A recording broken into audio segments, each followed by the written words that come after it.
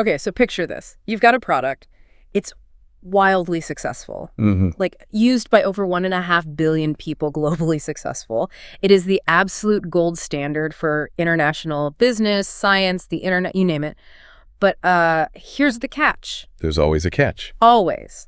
There are two completely different versions of this product operating at the exact same time. And they look similar, they mostly work the exact same way, but the user manuals are totally different. And the users of version A often think the users of version B are completely out of their minds. Yeah, it's a very stressful, but honestly startlingly accurate way to describe the English language. Right. So today we're doing a deep dive into the Atlantic divide. We are talking American English versus British English. And based on the sources we've got today, this is not just about whether you say tomato or tomato. It goes way deeper than that. Oh, absolutely. It's a centuries-old tug of war. We are looking at spelling, grammar, history, and which I think is maybe the most interesting part, cultural identity. Definitely. The source material we're working with today is essentially this massive debate between two really passionate defenders. One is arguing that American English is the streamlined future, and the other is arguing that British English is the superior original.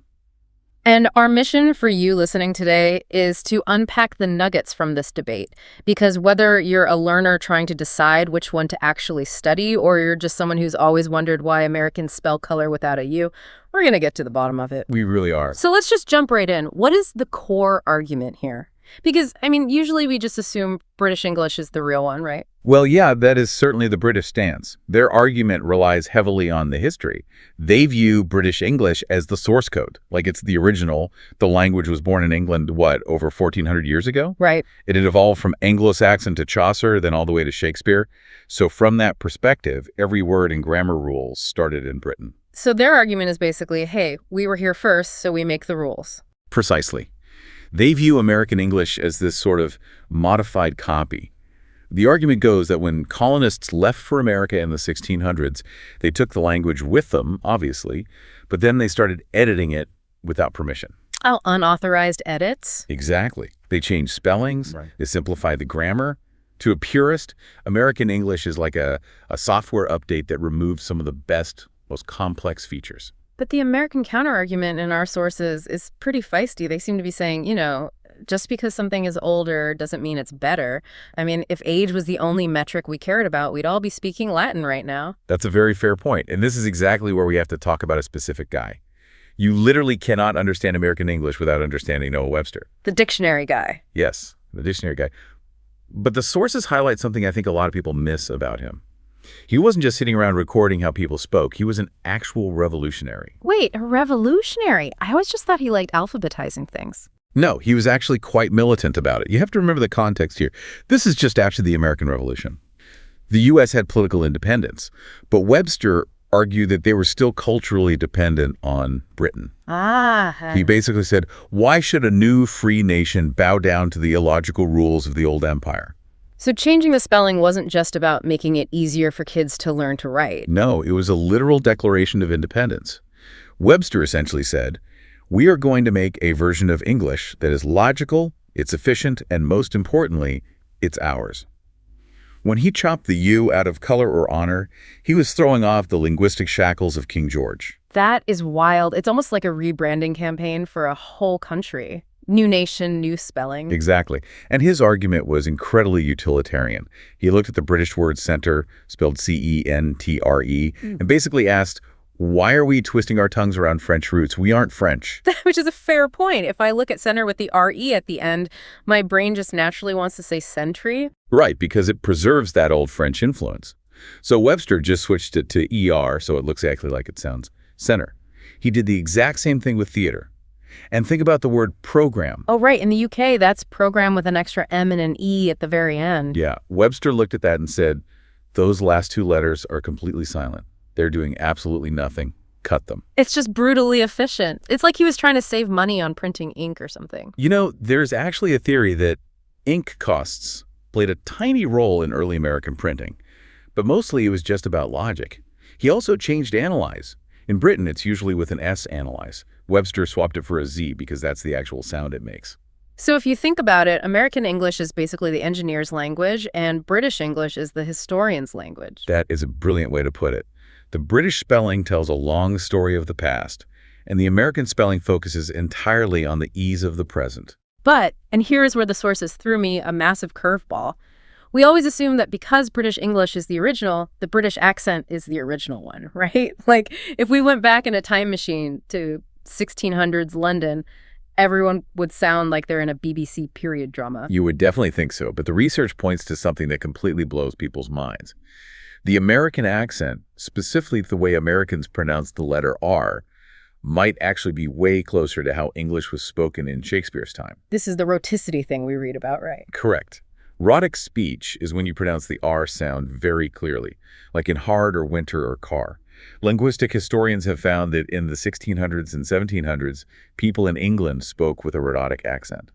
That is the exact accent the colonists took over to America. So wait, the Americans just kept speaking that way, and the British are the ones who changed? Yes. The sources explain that over time, the British upper classes started softening their R sounds to sound more posh and elite. So they started turning winter into winta and car into caw. And eventually, that elite style just spread through the whole population. That is crazy. So the American cowboy accent is technically historically more accurate to original English than the modern Queen's English. In terms of the R sound, yeah, absolutely. So when Americans get teased for their flat, hard accent, they can technically claim they're just keeping it old school. I love that. But accents aside, we have to talk about the syllable wars, as I've started calling them in my head. Because this isn't just about sound, it's about math. Americans seem to love subtracting syllables, and the British just love adding them. Or just stressing them in completely different places. Schedule is the classic battleground here. Oh yeah, schedule, hard K. It sounds like a solid plan, it sounds firm. And in the UK, it's shedule, which sounds much softer. Almost like you're gently suggesting a time instead of demanding one. But the one that really confuses American travelers is the shiny metal used in soda cans. Aluminum. A-O-O-M-E-num. 4 syllables. Very simple. Unless you are British, then it is L-U-M-I-N-E, 5 syllables. Why? Where did that extra I even come from? Well, they do it so it aligns with other elements like magnesium or titanium or helium. They prioritize consistency in the periodic table. But to an American ear, it just sounds incredibly fancy. It sounds like a magic spell from Harry Potter to me. L-U-M-I-N-E. Yeah, exactly. Yeah. And then there's advertisement. Right. Americans stress the third syllable, advertisement. While British English stresses the second, adver syllable. And let's not forget garage. Americans say goo-R-H-J. It sounds like a gritty place where you park a car. Whereas the British say G-A-R-O-S, it sounds almost French again. It totally does. Okay, so we've got spelling logic versus history, and we've got the accent switcheroo, but I want to talk about the actual words we use, because when I was reading through the vocabulary list in the source material, I realized something. American vocabulary is just so incredibly literal. It really is. It explains itself. Exactly. Let's look at a scenario. Let's say you're walking down the street, the thing you walk on, by the side of the road. Americans call it a sidewalk. Because it is literally a walk on the side. Right. And the British call it pavement. Yeah. Which just tells me what it's made of, not what it does. True. Then you take out the device that flashes light so you can see in the dark. Americans call it a flashlight. Literal action. It flashes light. And the British call it a torch. Which makes me feel like I'm an adventurer in a dungeon carrying a stick with a fire on the end. You know, hand me the torch. It is a bit dramatic when you put it that way. Or the machine that elevates you to the next floor. Elevator. Versus lift. Okay, lift is also pretty literal. I'll give them that one. But what about the season when the leaves fall down? We just call it fall. Now, this is where the British expert in our source material pushes back pretty hard. They argue that words like fall are too basic. They prefer autumn, which comes from Latin. Their argument is that British English has more depth and character. It's less about describing the raw function of an object and more about the poetry of the word. I guess I can see that. Autumn definitely sounds more poetic. But the place where this vocabulary split causes the absolute most chaos is definitely regarding cars. Oh, the mechanic scenario. This is an absolute nightmare. Seriously. The sources point out that because cars were developed essentially in parallel on both sides of the Atlantic, the terminology never really had a chance to sync up. So if I'm an American and my car breaks down in London, I am in big trouble. Let's play it out. You need to check the engine. So I pop the hood. And the British mechanic is looking at you weird because he calls it a bonnet, which, to an American, is a frilly hat you wear to church on Easter. Right. And then I need to get my tools out of the back, so I open the trunk. But the British put their tools in the boot. And if I'm running low on fuel, I stop for gas. Which is scientifically confusing to the British because the fuel is a liquid, not a gas. They call it petrol, which is short for petroleum. Okay, I have to give a point to the British there. That is technically more accurate. But then you have the snack situation. Also highly confusing. If I ask for chips in America, I get thin slices of fried potato in a bag. But if you ask for chips in Britain, you get thick-cut French fries. If you want the bag of snacks, you have to specifically ask for crisps. And if I want a cookie... You ask for a biscuit. But in America, a biscuit is a fluffy bread roll you eat with gravy. If I try to dunk an American biscuit in tea, it is going to completely fall apart. It is a recipe for a disaster.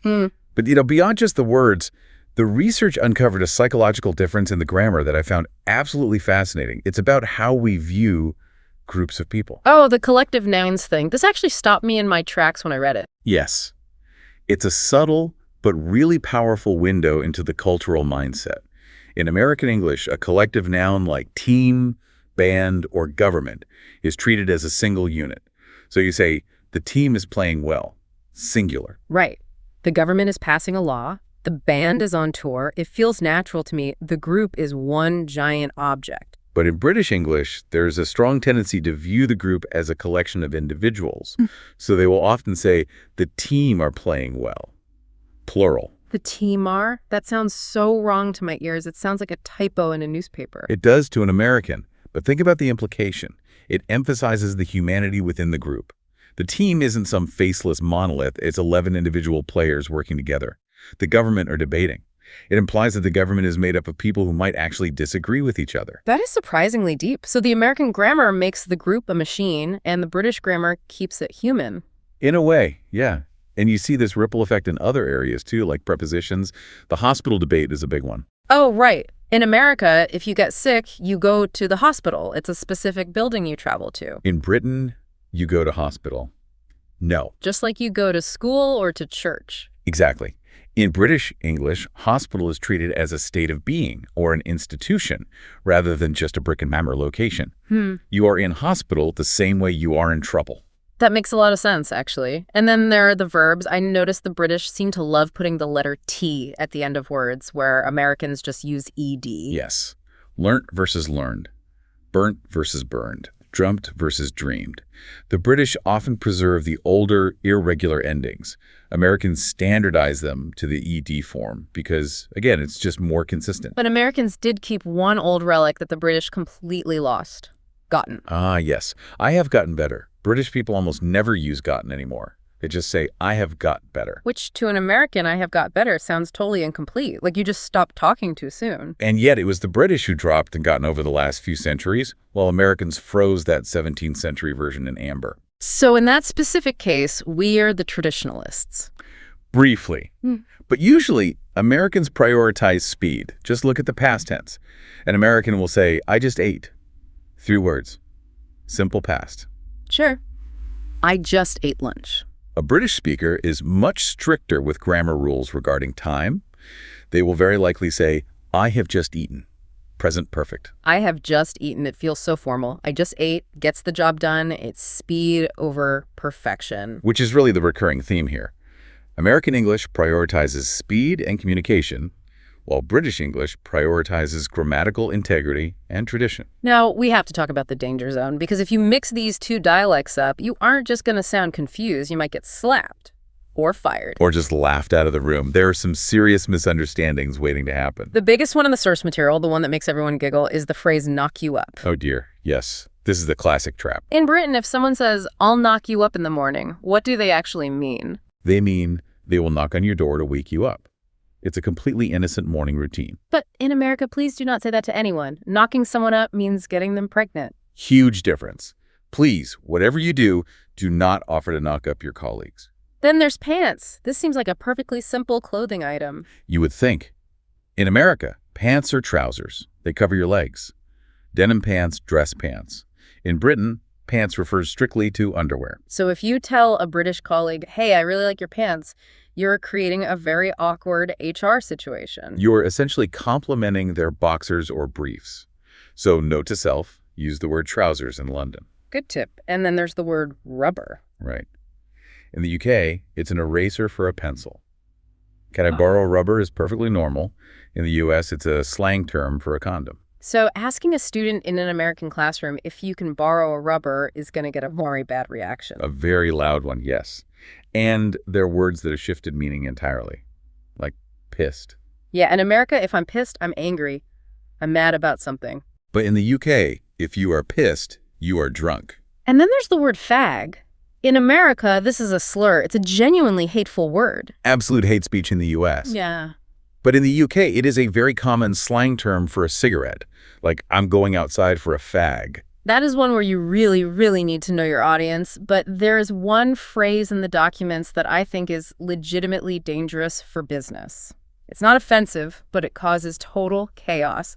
Tabling a discussion. This is a nightmare for international diplomacy. If I'm in a high-stakes negotiation in London and I say, okay, let's table this discussion, as an American, I think I'm buying time. I think I'm pushing the pause button so we can talk about it next week. And your British counterparts are looking at you, expecting you to start talking about it immediately. Because to table it in the UK means to put it right on the table for inspection. Right.